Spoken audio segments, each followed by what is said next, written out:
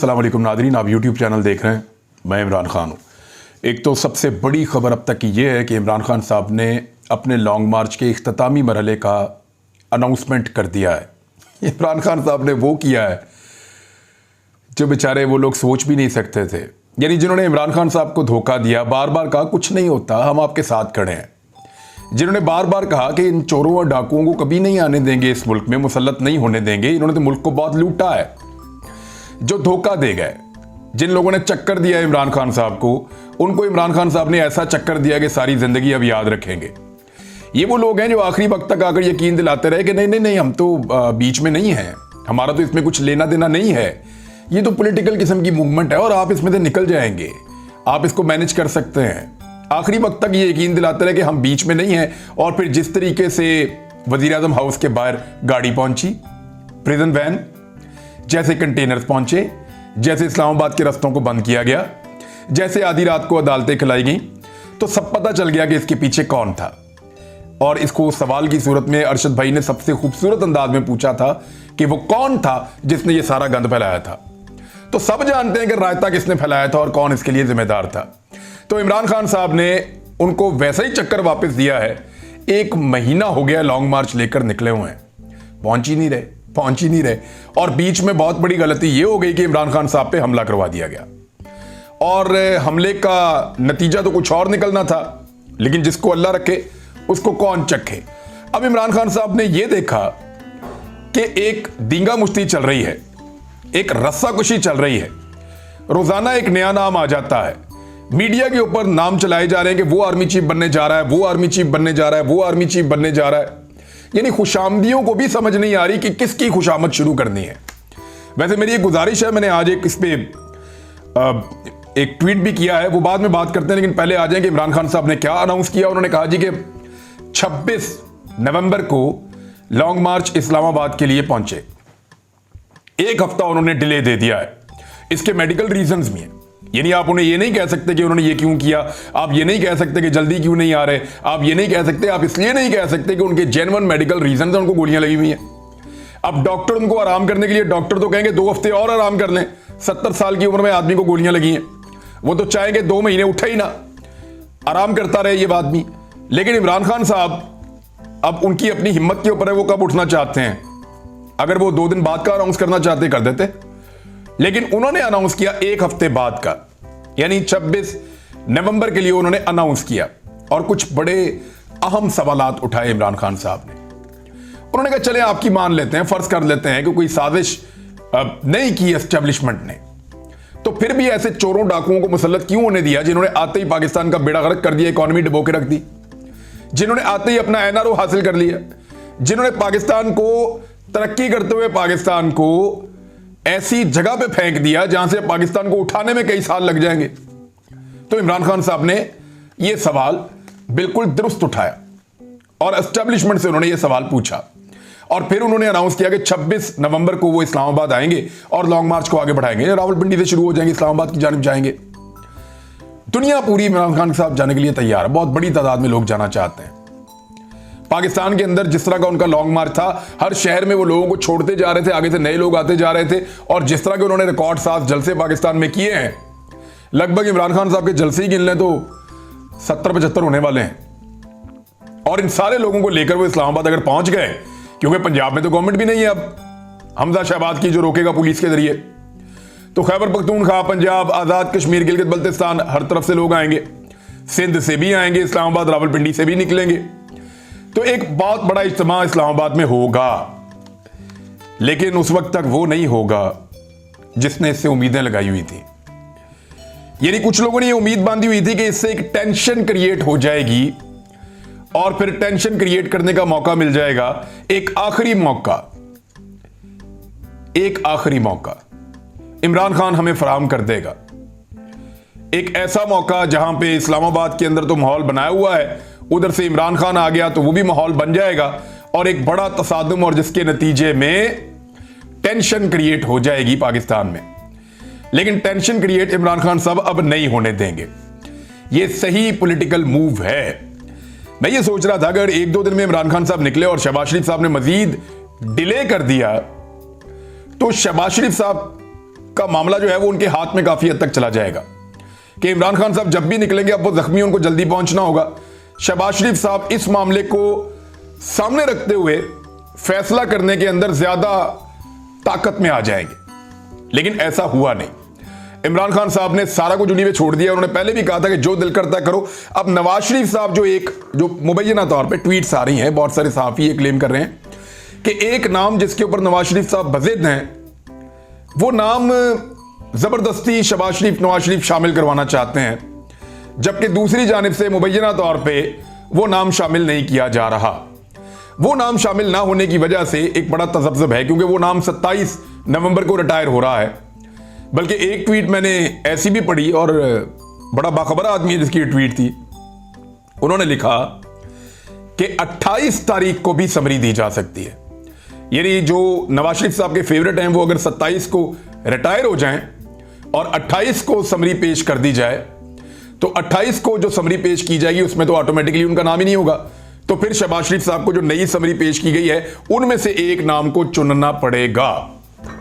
तो मामला फिर वहीं पे जा रहा है जहां पे जाना है। तो इमरान खान साहब ने अपने आप को इस अजीबोगरीब किस्म की सियासत से फिलहाल बाहर रख के वेट एंड सी वाली जो पॉलिसी है उसको रखने का फैसला किया है। और इसमें जिन लोगों को उम्मीदें थी टेंशन क्रिएट करने की, वो अब टेंशन क्रिएट नहीं कर पाएंगे। 26 तारीख को इमरान खान साहब निकलेंगे। देखें, ये वो आदमी है जिसने जो कहा वो करके दिखाया। उसने कहा मुझे निकालोगे मैं ज्यादा खतरनाक हो जाऊंगा, उसने ज्यादा खतरनाक बनकर दिखाया। उसने ये नहीं पूछा कि मुझे क्यों निकाला, उसने कौम को बताया कि मुझे क्यों निकाला, और कौम को जुबानी याद हो गया कि उसको क्यों निकाला। उसको इसलिए नहीं निकाला कि वो मनी लॉन्ड्रिंग करता था, उसको इसलिए नहीं निकाला कि वो करप्शन करता था, उसको इसलिए नहीं निकाला कि वो पाकिस्तान के राज बेचता था, उसको इसलिए नहीं निकाला कि वो कौमी पॉलिसियों के खिलाफ पॉलिसियां बनाता था। नहीं, उसको इसलिए निकाला कि वो ज्यादा मकबूल और ज्यादा ताकतवर हो रहा था उन लोगों से जिनको सबसे ज्यादा मकबूल और ताकतवर रहने की आदत है। एक झूठी खबर फैलाई जा रही है कल से अब तक कि शहबाज शरीफ को चपेड़ें पड़ गई हैं, और उसकी गूंज जो है वो लंदन तक सुनाई दे रही है। भाई क्यों चपेड़ें पड़ गई हैं? जैसा भी है, जो भी है, पाकिस्तान की वजारत उस्मा की कुर्सी पे बैठा हुआ है। किसी की क्या जरूरत है कि बदमाशी करे और जाके चपेड़ मारे? कौन मार सकता है चपेड़ पाकिस्तान के वजीर आजम को? चाहे वो जैसे भी आया यार, शब खून मार के आया, 2 नंबरी करके आया, फ्रॉड करके आया, रजीम चेंज करके आया, जो भी करके आया, आपको उसकी शक्ल पसंद नहीं है, लेकिन चपेड़ नहीं मार सकता उसको कोई। क्यों कोई चपेड़ मारेगा? ये झूठी खबरें फैलाई जाती हैं अपनी बदमाशी लोगों को बताने के लिए कि हम बहुत बड़े बदमाश हैं, हम बहुत ताकतवर हैं। इमरान खान की बारी याद है ना आपको? बीबीसी तक पे छप गया था जाके कि इमरान खान के वहां पे जनाब एक हेलीकॉप्टर के अंदर अचानक साहिबान उतरे, बड़े ताकतवर हल्के आए, उन्होंने इमरान खान के ऊपर टॉर्चर किया, मुंह के ऊपर और जिस्म के ऊपर तशद्दुद के निशानात हैं, उनको थप्पड़ मारे गए। और बाद में ISPR ने कहा कि हम इसकी ना सिर्फ मजम्मत करते हैं बल्कि बीबीसी पे केस करेंगे। किधर है केस? किधर है केस? DG ISPR जवाब देना, क्या बना इस केस का? बताया पाकिस्तान की कौम को, पाकिस्तान के वजीर आजम को चपेड़े मारने की खबर चली थी, उस पर तशद्दुद करने की खबर चली थी। DG ISPR बताएं, उन्होंने कहा था मैं बीबीसी पे केस करूंगा। किधर है केस? क्या बना उस केस का? एक्चुअली ये खौफ फैलाने की साजिश होती है, जानबूझकर ऐसी चीजें फैलाई जाती हैं और ये बताया जाता है कि हमसे ताकतवर कोई नहीं, जिसको चाहे हम चपेड़ मार दें, जिसको चाहे हम नंगा कर दें। ऐसा नहीं हो सकता। इस मुल्क में कानून भी है, इस मुल्क में हम भी रहते हैं, उतने ही पाकिस्तानी है जितना कोई और पाकिस्तानी है, और हमारा भी पाकिस्तान के ऊपर उतना ही हक है। शहबाज शरीफ को अगर किसी ने चपेड़ मारी है तो उसको इसका जवाब देना पड़ेगा, क्योंकि उस रात में वजीर आजम हाउस में मौजूद था और मैं वहां से सबसे आखिर में निकला था। और मुझे अच्छी तरह याद है कि और भी सहाफी वहां पे मौजूद थे, अरशद भाई भी वहां पे थे, साबिर भाई भी थे, और दोनों को पाकिस्तान से बाहर जाना पड़ा। खाबर खुमन साहब भी थे, और भी हमारे साथी वहां पे, फ्रिया इदरीस साहिबा भी थी, वो जल्दी चली गई थी लेकिन वो वहां मौजूद थी, और भी लोग थे। लेकिन हम 7 लोग थे, लेकिन सारा हम विटनेस करते रहे हैं। कोई ऐसी चीज, कोई ऐसा इंसिडेंट हुआ ही नहीं जो रिपोर्ट किया गया। जानबूझकर अपना खौफ फैलाने के लिए, जानबूझकर अपना डर जो है वो लोगों के दिलों में बिठाने के लिए, ये बदमाशी है और क्या है। रात से खबर चल रही है वजीर आजम को, और PTI वाले जो हैं वो भंगड़े डाल रहे हैं, खुश हो रहे हैं। और किस बात में खुश हो रहे हैं आप?